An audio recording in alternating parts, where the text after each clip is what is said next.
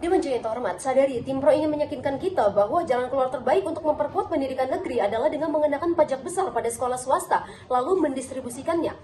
Namun Dewan Jaya terhormat, mari kita pertanyakan, apakah benar solusi ini adil? Apakah benar langkah ini efektif untuk memperkuat pendidikan dalam negeri? Atau justru akan merusak keseimbangan ekosistem pendidikan kita, Dewan Jaya terhormat? Dewan Jaya terhormat, tim Pro hanya melihat bahwa swasta kaya dan negeri miskin, sehingga jalan keluarnya adalah memaksakan yang kaya untuk membiayai yang miskin. Padahal Dewan Jaya terhormat, mereka menutup mata terhadap konsekuensi itu, yaitu A. Menurunnya kualitas sekolah swasta, B. Beban biaya ke orang tua, dan C. Potensi meningkatnya kesenjangan baru dalam dunia pendidikan. Oleh karena itu, saya sebagai pembicara pertama dari tim kontra hari ini akan membawa roadmap kami, yaitu A. Pendidikan ataupun kebijakan pajak besar pada institusi swasta itu tidak adil dan juga kontraduktif. Lalu B. Kebijakan ini merusak kualitas pendidikan swasta dan membebani masyarakat. Lalu C. Ada alternatif solusi yang lebih tepat, yakni memperbaiki efisiensi anggaran pendidikan negeri tanpa merusak swasta sendiri. Dewan Jaya terhormat, Dewan Jaya terhormat, tadi pembicara pertama dari tim Pro menyatakan bahwasanya sekolah swasta itu sama seperti perusahaan yang sudah mengkapitalisasi kekayaan masyarakat. Tim Pro mencoba menyamaratakan antara sekolah swasta dengan perusahaan kapitalis yang rakus, Dewan Jaya terhormat. Padahal itu jelas berbeda.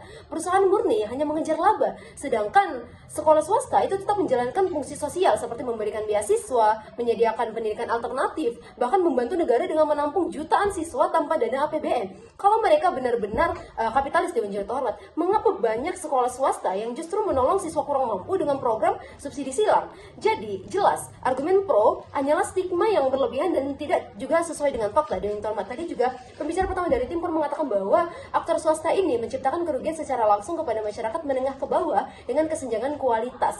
Mengapa mereka dapat mengatakan hal seperti itu? Padahal A. Swasta justru memberikan pilihan, bukan kerugian. Kehadiran sekolah swasta bukan merugikan, Dewan Jaya terhormat, tapi memberikan alternatif. Bayangkan kalau swasta itu tidak ada, masyarakat hanya bergantung pada sekolah negeri yang pastinya penuh dan juga pastinya sesak. Kualitas juga akan menurun dan kesempatan belajar juga makin sempit. Jadi swasta itu menambah akses, Dewan Jaya terhormat, bukan malah menutupnya. Lalu B. Kesenjangan kualitas bukan salah swasta, Dewan Jaya terhormat, tetapi salah negara. Kesenjangan kualitas terjadi dikarenakan pemerintah itu tidak mengelola pendidikan negeri dengan baik, bukan karena swasta hadir, Dewan Jaya terhormat. Maka ketika kita menyalahkan swasta atas kesenjangan itu, sama saja kita lari dari tanggung jawab negara dalam memenuhi amanat konstitusi pada pasal 31 Undang-Undang Dasar 1945 yang isinya adalah negara wajib menyelenggarakan pendidikan bermutu. Lalu C, swasta juga membantu masyarakat menengah ke bawah. Banyak sekolah swasta itu mempunyai program beasiswa, subsidi silang, atau model sekolah murah, misalnya adalah sekolah yayasan ataupun sekolah yang berbasis keagamaan. Jadi tidak semua sekolah swasta itu eksklusif, Dewan Jaya terhormat. Banyak yang justru menampung siswa dari kalangan bawah yang tidak dapat tampung dalam negeri. Lalu D, pajak tinggi justru memperparah kesenjangan. Kalau swasta dikenakan pajak besar, biaya sekolah akan naik. Hanya ada anak orang kaya yang mampu masuk swasta dan juga kesenjangan pastinya bakal lebih parah, Dewan Jaya terhormat. Jadi, solusi Pro malah memperburuk masalah yang mereka tuduhkan sendiri, Dewan Jaya terhormat. Lalu tadi Dewan Jaya terhormat, mereka mengatakan bahwasanya kesenjangan pendidikan itu disebabkan oleh beberapa hal, yaitu saya akan membedah satu persatu. Yaitu yang pertama, anggaran yang terbatas.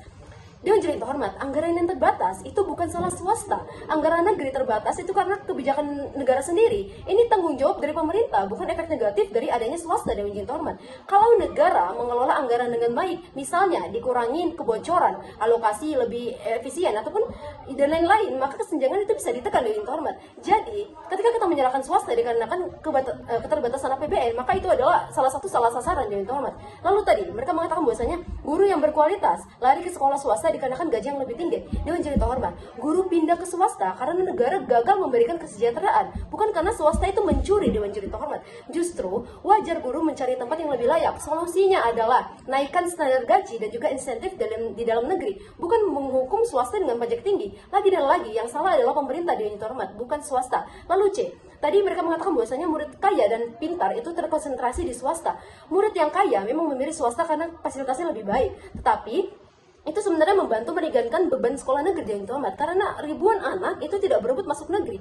Kalau murid kaya dipaksa ke dalam negeri, sekolah negeri justru makin akan penuh. Jadi makin murid yang miskin itu makin tersisih. Jadi keberadaan swasta sebenarnya itu membuka ruang bagi murid miskin yang ada di sekolah negeri, Dewan Jaya terhormat. Oleh karena itu, Dewan Jaya terhormat, kami sebagai tim kontra pada saat ini, saya menolak tegas mosi kita pada kali ini, yaitu Dewan ini akan secara signifikan mengenakan pajak pada institusi sekolah swasta dan mendistribusikannya ke pembangunan institusi pendidikan negeri. Karena apa? Karena satu, pendidikan ini tidak adil dan juga kontraduktif Dewan Juru Terhormat. Institusi pendidikan swasta bukanlah musuh pendidikan negeri, melainkan mitra dalam mencerdaskan bangsa. Dewan Juru Terhormat, mereka sudah membiayai diri mereka sendiri tanpa bahkan subsidi besar dari negara. Kalau sekarang dipaksa membayar pajak yang besar, maka mereka akan kehilangan sumber daya untuk meningkatkan mutu. Akibatnya, justru semua siswa, baik itu negeri, baik itu swasta, akan merasakan yang namanya kerugian. Dewan Juru Terhormat.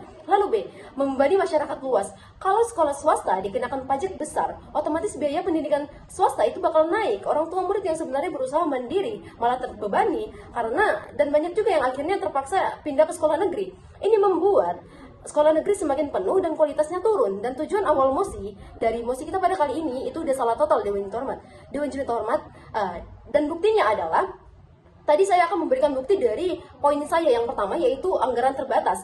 Kalau anggaran yang terbatas, buktinya adalah data dari APBN tahun 2024, alokasi pendidikan sudah 20% dari total APBN, sekitar 660 triliun. Artinya, anggaran sebenarnya itu ada, Dewan Juru Terhormat. Masalahnya adalah efisiensi dan juga pemerataan distribusi, bukan karena adanya swasta. Dan ini bersumber dari Kementerian Keuangan Republik Indonesia. Lalu yang poin B, soal guru berkualitas lari ke swasta. Survei dari UNESCO tahun 2021 menunjukkan bahwa masalah utama guru di sekolah negeri Indonesia adalah gaji yang rendah dan beban administrasi yang tinggi. Jadi, Dewan Juru Terhormat, akar masalahnya itu ada di kebijakan negara, bukan karena swasta menggoda guru. Lalu tadi poin C, soal murid kaya terkonsentrasi di swasta. Data dari BPS tahun 2023, dari 52 juta siswa sekolah dasar yang menengah di Indonesia, yang hanya sekitar 17% yang bersekolah di swasta. Artinya, sebagian besar murid miskin tetap ada di dalam negeri, Dewan Juru Terhormat, dan swasta itu justru membantu mengurangi beban negara. Selain itu, Dewan Juru Terhormat,